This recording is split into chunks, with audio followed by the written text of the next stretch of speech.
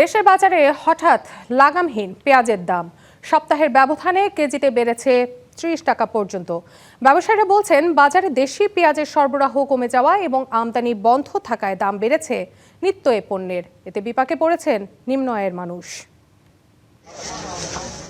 রাজধানীর খুচরা বাজারে মানভেদে বেড়েছে পেঁয়াজের দাম। বিক্রি হচ্ছে ১০০ থেকে ১১০ টাকায়। এক খেলায় এত টাকা দাম বাড়ছে, কম কিনতেছে না। এক বস্তা ৩ দিনে বেতন যায় না।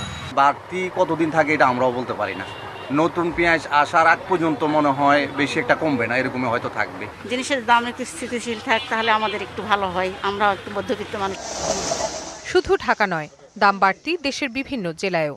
সরবরাহ কম থাকায় দিনাজপুরের হিলি বন্দরে যে পেঁয়াজ গত ৩ দিন আগেও বিক্রি হয়েছে ৬০ থেকে ৬৫ টাকা কেজি দরে, তা এখন ৯০ থেকে ১০০ টাকা।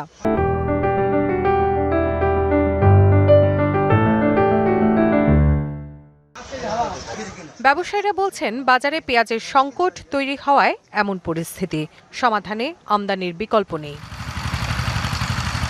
মৌসুমের শেষ সময় হয় কৃষকের কাছেও পেঁয়াজের ঘাটতি, আর বাজারে চাহিদা ও যোগানের সমন্বয় না হওয়ায় দাম বেড়েছে পেঁয়াজের।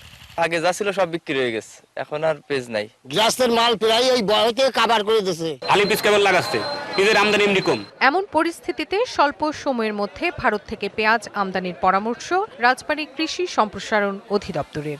১৫ থেকে ২০ দিন আমরা ভালোভাবে পেঁয়াজ সরবরাহ করতে পারবো। আর ডিসেম্বর মাসের শেষ দিকে গিয়ে আমরা মুড়িকাটা পেঁয়াজ আসবে। সরকার অল্প সময়ের জন্য একটু এলসি খুলতে পারে, অল্প সময়ের জন্য, সেই সময় আমাদের ঘাটতি পূরণ হয়ে যাবে।